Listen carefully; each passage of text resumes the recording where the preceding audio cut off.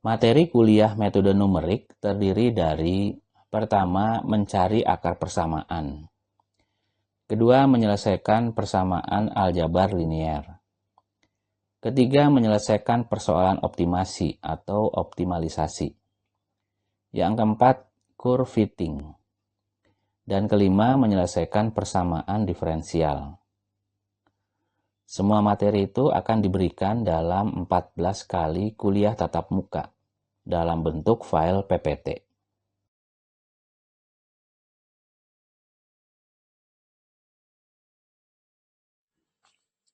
Di kuliah pertama ini, saya akan memberi materi tentang mencari akar persamaan.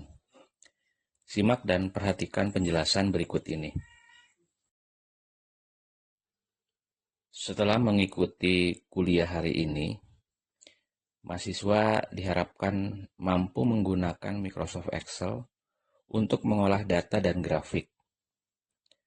Selanjutnya, mahasiswa diharapkan mampu memahami konsep menghitung akar sebuah persamaan dengan metode bisection dan false position. Ketiga, mahasiswa memahami algoritma metode bisection dan false position. Dan yang keempat, mahasiswa dapat mengaplikasikan metode bisection dan false position untuk menghitung akar sebuah persamaan. Materi pertama dalam kuliah metode numerik adalah mencari akar persamaan. Ada 5 metode yang akan diperkenalkan dalam materi pertama ini, yaitu ke-1 metode bisection, kemudian kedua metode false position, yang ketiga metode simple fixed point iteration, yang keempat metode Newton-Raphson, dan yang kelima, ini yang spesial, yaitu menggunakan spreadsheet, yang biasanya spreadsheet yang digunakan adalah Microsoft Excel. Kemudian ada sebuah fitur di dalam Microsoft Excel yang disebut dengan goal seek. Sebelum kita membahas satu persatu metode itu, saya akan menjelaskan terlebih dahulu apa yang dimaksud dengan akar persamaan. Dalam matematika, sebuah persamaan biasanya dituliskan dengan kombinasi huruf Y, X, dan juga angka. Sebagai contoh, misalnya, Y sama dengan X ditambah 5. Ini adalah sebuah persamaan yang dicirikan dengan adanya simbol sama dengan. Y sama dengan X ditambah 5. Huruf Y yang ada di sebelah kiri disebut dengan ruas kiri. Kemudian X ditambah 5 kita sebut sebagai komponen ruas kanan. Karena ini disebut persamaan, maka ruas kiri harus sama dengan ruas kanan. Jadi Y sama dengan X ditambah 5. Jika kita berbicara akar persamaan, maka kita harus mencari berapa nilai X apabila Y bernilai 0. Jadi tujuan dari mencari akar persamaan adalah untuk mencari berapa nilai X jika Y bernilai 0. Di dalam contoh Y sama dengan X ditambah 5, nilai X akan dicari berapa nilainya jika Y sama dengan 0. Karena ini bentuk persamaan yang sederhana, maka kita bisa mendapatkan jawabannya dengan cepat dan mudah. Jika Y bernilai 0, maka X adalah minus 5. Jadi X sama dengan minus 5 itu adalah akar dari persamaan Y sama dengan X ditambah 5. Sekarang perhatikan contoh kedua. Misalnya sebuah persamaan Y sama dengan X kuadrat dikurangi 4. Di ruas kiri ada Y, kemudian di ruas kanan X kuadrat dikurangi 4. Apabila ingin mencari akar persamaan, maka kita harus mencari berapa nilai X sesungguhnya.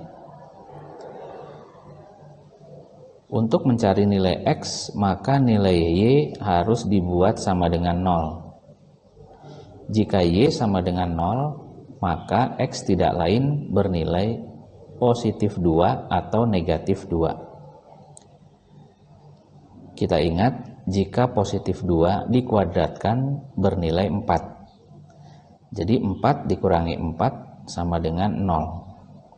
Demikian juga jika minus 2 dikuadratkan, maka itu bernilai 4. Jika dikurangi 4 menjadi 0. Jadi persamaan Y sama dengan X kuadrat dikurangi 4 memiliki jawaban atau memiliki akar persamaan X sama dengan positif 2 dan X sama dengan negatif 2. Pada penjelasan sebelumnya, kalian sudah paham bagaimana sebuah persamaan ditulis. Misalnya, Y sama dengan X ditambah 5, dan Y sama dengan X kuadrat dikurangi 4. Bagaimana kedua persamaan itu jika digambarkan pada sebuah grafik? Kemudian apa yang kita lihat dari grafik berkaitan dengan akar persamaan. Kurva yang ada pada slide ini yang digambarkan pada sebuah grafik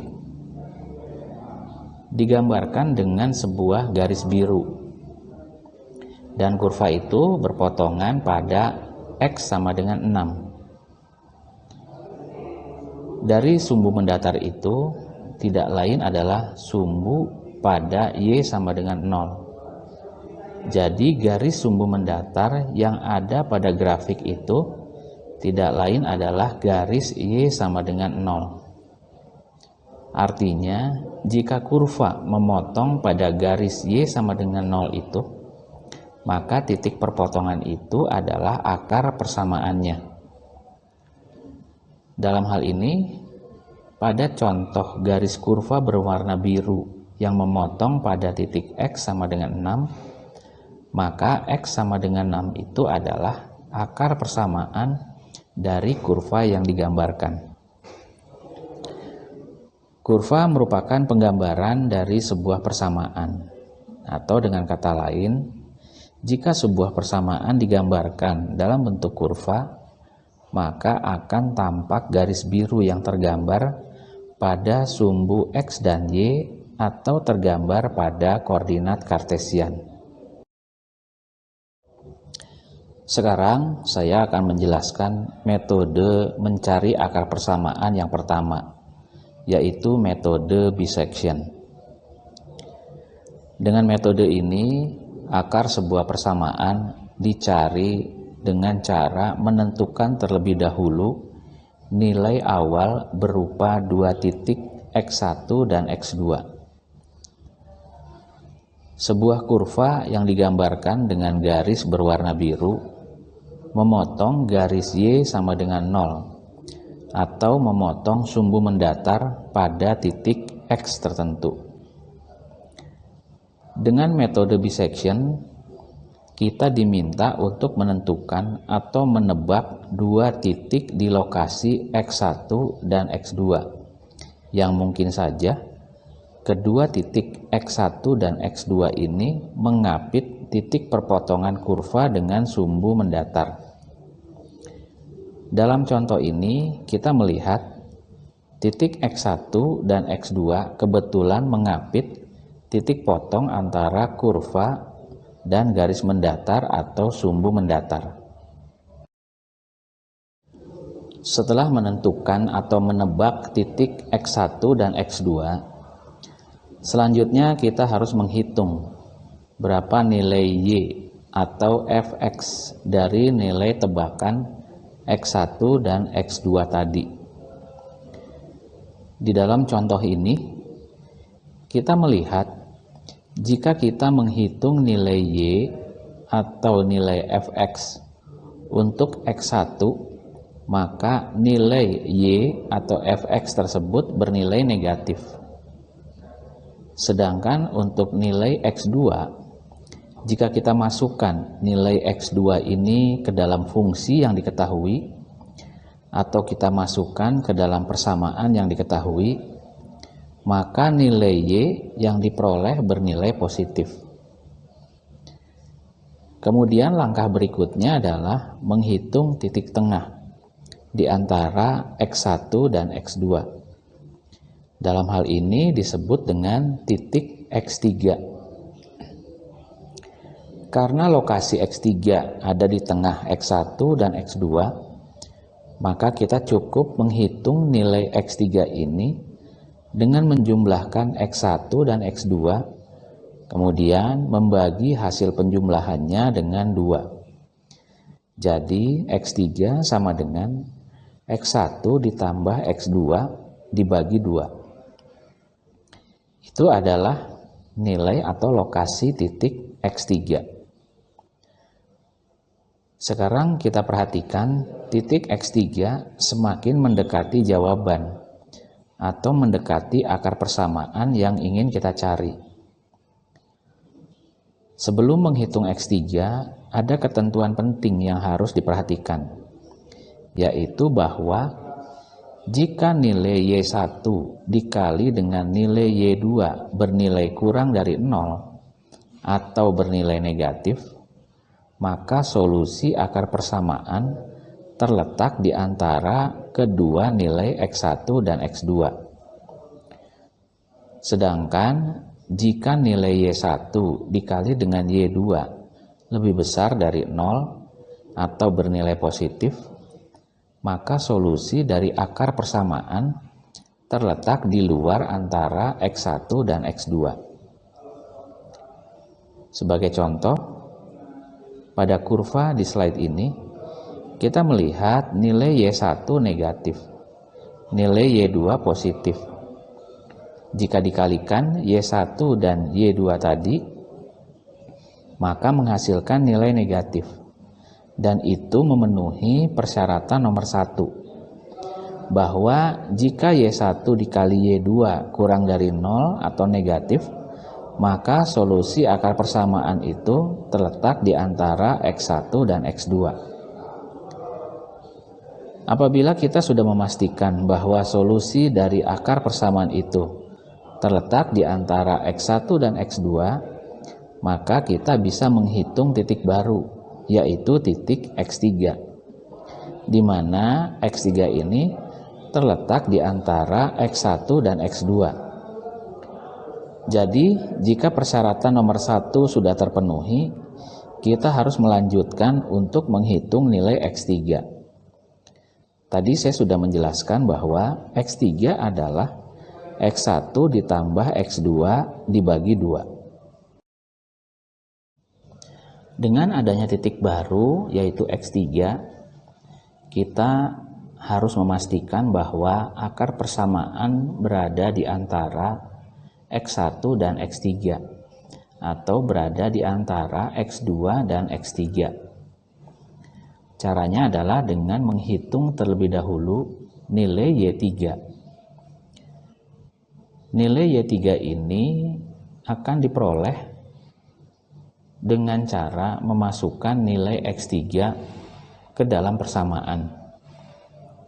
Setelah itu, kita terapkan kembali persyaratan nomor 1 dan nomor 2, seperti yang sudah dijelaskan di slide sebelumnya. Kita hitung Y1 dikali Y3, kemudian kita hitung juga Y2 dikali Y3.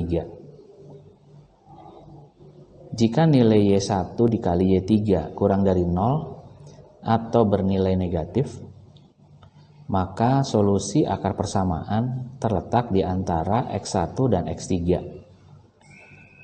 Tetapi jika Y2 dikali dengan Y3 bernilai negatif, maka solusi persamaan itu berada di antara nilai X2 dan X3.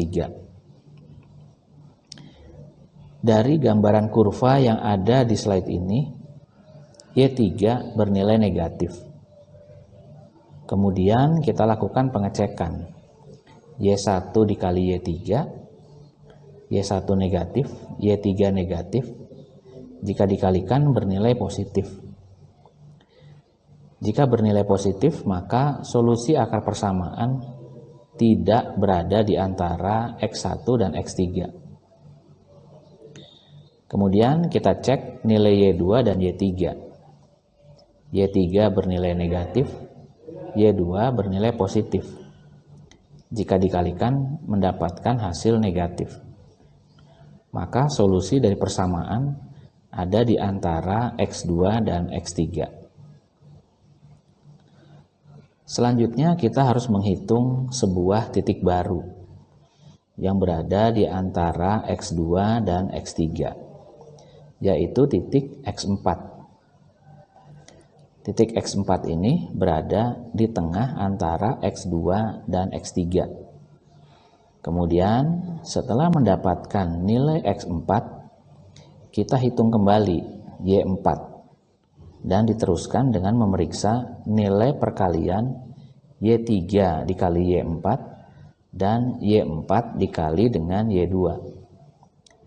Demikian seterusnya hingga akhirnya solusi dari akar persamaan akan diperoleh karena titik-titik yang baru akan mendekati dari akar persamaan yang kita cari. Setelah mengetahui tahapan perhitungan pada metode bisection yang sudah kita dengarkan di slide sebelumnya, sekarang bagaimana metode bisection ini disusun dalam sebuah tabel, sehingga akar persamaan bisa diperoleh dengan cepat. Tabel perhitungan dapat disusun seperti terlihat pada slide ini. Kalian perhatikan terdapat beberapa kolom. Ada kolom X1, X2, X3, kemudian Fx1, Fx2, Fx3. Fx1, 2, dan 3 ini bisa diganti dengan Y1, Y2, dan Y3. Karena Fx ini tidak lain adalah nilai Y. Kemudian di kolom terakhir adalah kolom pengecekan untuk memeriksa dan memastikan nilai berikutnya berada di antara titik yang mana. Sebagai contoh pada step 1, kita memasukkan tebakan X1 sama dengan 0 dan X2 sama dengan 6. Kemudian kita hitung nilai Fx1 dan Fx2. Selanjutnya kita juga menghitung X3, di mana X3 ini tidak lain adalah titik tengah dari X1 dan X2. Kemudian dari X3 kita hitung Fx3. Selanjutnya kita lakukan pengecekan Fx1 dikali Fx3 dan Fx3 dikali Fx2. Dari dua pengecekan itu, kita melihat yang bernilai negatif adalah Fx2 dikali Fx3. Dengan demikian, solusi akar persamaan berada di antara titik X2 dan X3. Selanjutnya pada step 2, kita sudah mengetahui dari step 1 bahwa solusi akar persamaan berada di antara X2 dan X3. Sehingga pada step 2, kita akan memasukkan nilai X1 diambil dari X2 atau X3 dari step sebelumnya. Sedangkan X2 diambil dari nilai X2 dari step sebelumnya. Kemudian kita menghitung X3 kembali. Dan dilanjutkan menghitung Fx1, Fx2, dan Fx3. Kita lihat lagi pada step 2 ini, solusi akar persamaan masih berada di antara X2 dan X3 karena hasil perkaliannya negatif.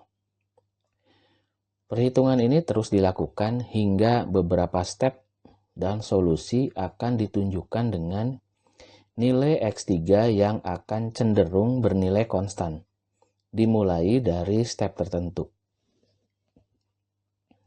Sekarang kita lihat dari step 10, nilai X3 bernilai 4,7168.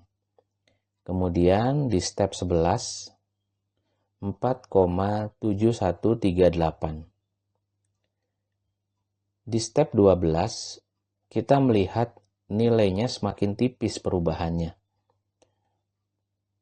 Dan akhirnya akan bernilai tetap mulai dari step 18, 19, 20, dan seterusnya. Jika kita menambahkan step tambahan 21, 22, dan seterusnya, maka nilai X3 ini akan selalu bernilai tetap. Dengan demikian, solusi dari akar persamaan yang kita cari adalah diambil dari nilai X3. Metode kedua untuk mencari akar sebuah persamaan yaitu metode false position. Metode ini ditujukan untuk mencari lokasi titik baru yang berpotongan dengan sumbu X di antara dua nilai tebakan X1 dan X2.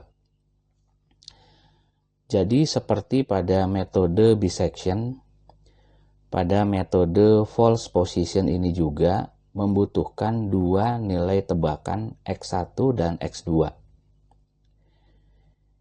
Kita perhatikan pada gambar, X1 berada di sebelah kiri dan X2 berada di sebelah kanan. Kemudian dari nilai X1 dan X2 ini akan dihitung berapa nilai Y1 atau Fx1 dan berapa nilai Y2 atau Fx2. Kemudian dari titik Fx1 dan Fx2 dihubungkan membentuk sebuah garis berwarna merah. Dan dari garis merah ini akan berpotongan pada sebuah titik baru di sumbu X yang kita namai dengan titik X1 aksen. Sekarang kita perhatikan titik X1 aksen akan semakin dekat ke lokasi titik solusi atau ke akar persamaan. Jika ini dilakukan berulang, maka titik X1 aksen lama-kelamaan akan terus mendekati titik solusi atau mendekati akar persamaan. Untuk menentukan lokasi titik X1 aksen ini, maka digunakan prinsip segitiga sebangun yang dibentuk oleh titik-titik X1, Fx1, X2, Fx2, dan X1 aksen.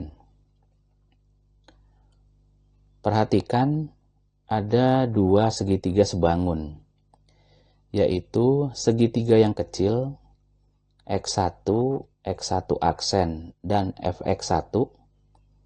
Kemudian segitiga kedua adalah X2, Fx2, dan X1 aksen. Kesebangunan dari dua segitiga dapat dituliskan dalam bentuk persamaan Fx2 dibagi X2 dikurangi X1 aksen sama dengan Fx1 dibagi X1 dikurangi X1 aksen. Kita melihat Fx2 merupakan sumbu vertikal dari segitiga. Sedangkan X2 dikurangi X1 aksen adalah sumbu mendatar dari segitiga. Sementara itu, Fx1 juga merupakan sumbu vertikal dari segitiga. Dan X1 dikurangi X1 aksen adalah sumbu mendatar dari segitiga. Dari persamaan ini, maka kita bisa mendapatkan berapa nilai X1 aksen yang merupakan titik baru, di mana titik baru ini akan semakin dekat dengan titik dari solusi akar persamaan yang ingin kita cari. Perhatikan contoh berikut. Ada sebuah kurva atau sebuah fungsi atau sebuah persamaan. Fx sama dengan X pangkat 3 dikurangi X dikurangi 100. Setelah diplot pada diagram Kartesian, maka kurva tergambar seperti ditunjukkan dengan garis berwarna biru. Kemudian dengan metode false position, kita tentukan dua nilai tebakan, yaitu yang pertama pada X1 sama dengan 1 dan X2 sama dengan 6. Selanjutnya, untuk mencari solusi dari persamaan atau fungsi X pangkat 3 dikurangi X dikurangi 100 ini, maka dengan metode false position, kita pasti akan menghitung nilai X1 aksen, seperti yang sudah dijelaskan di slide sebelumnya. Posisi X1 aksen itu bisa ditentukan dengan dua cara, yaitu dengan menjaga X1 konstan dan mengubah nilai X2, dan cara kedua adalah dengan menjaga nilai X2 konstan, sementara nilai X1-nya diubah-ubah. Jadi saya ulangi lagi, cara pertama adalah nilai X1 dijaga tetap, nilai X2-nya diubah-ubah. Kemudian cara kedua adalah nilai X2-nya tetap, sementara nilai X1-nya diubah-ubah. Kita bisa membayangkan, jika hal itu dilakukan, maka garis merah akan selalu berubah kemiringannya, sehingga akan menghasilkan nilai X1 aksen yang juga berubah-ubah. Sekarang perhatikan kembali bagaimana melakukan perhitungan berulang yang dilakukan pada spreadsheet atau pada tabel dengan menerapkan dua cara seperti yang sudah saya jelaskan di slide sebelumnya. Dua cara itu adalah cara pertama, menjaga nilai X1 tetap, dan yang kedua, menjaga nilai X2 tetap. Kita lihat ada dua tabel di sebelah kiri, yaitu tabel untuk perhitungan dengan nilai X1 dijaga tetap dan X2-nya diubah-ubah. Sedangkan pada tabel di sebelah kanan, nilai X2-nya tetap, sementara nilai X1-nya diubah-ubah. Sekarang kita lihat pada step 1. Perhatikan pada step 1, nilai X1 dan nilai X2 adalah nilai tebakan. Kita bebas menentukan nilai tebakan itu. Di contoh ini, X1 sama dengan 1, X2 sama dengan 6. Kemudian kita hitung nilai Fx1 dan Fx2 di kolom berikutnya. Nilai Fx1 dan Fx2 ini diperoleh dari perhitungan dengan memasukkan nilai X1 ke dalam persamaan yang diketahui. Dari X1 didapatkan Fx1 dan dari X2 didapatkan Fx2. Kemudian dihitung X2 aksen dari persamaan yang ada di slide sebelumnya. Coba kalian buka kembali rumus untuk menghitung X1 aksen atau X2 aksen. X2 aksen atau X1 aksen ini adalah merupakan titik baru, titik yang berpotongan antara garis berwarna merah dengan garis sumbu X. Selanjutnya pada step 2, karena nilai X1 dianggap konstan dan X2 diubah-ubah, maka nilai X2 ini diambil dari nilai X2 aksen dari step sebelumnya. Kemudian hitung kembali fx1 dan fx2. Selanjutnya hitung kembali, kita mendapatkan nilai yang baru untuk X2 aksen. Kemudian dilanjut pada step 3, nilai X1 adalah tetap sama dengan 1. Kemudian nilai X2 diambil dari nilai X2 aksen pada step kedua. Demikian seterusnya, hitungan ini dilakukan, kalian tinggal melakukan kopas dari step 2, 3, 4 hingga seterusnya, sehingga akan diperoleh keuntungan dengan lebih cepat. Kita perhatikan dari hasil hitungan cara pertama ini, kita tidak mendapatkan nilai X2 aksen yang semakin lama semakin konstan, atau kita menyebutnya dengan istilah konvergen. Tidak ada konvergensi atau tidak terjadi konvergensi pada nilai X2 aksen.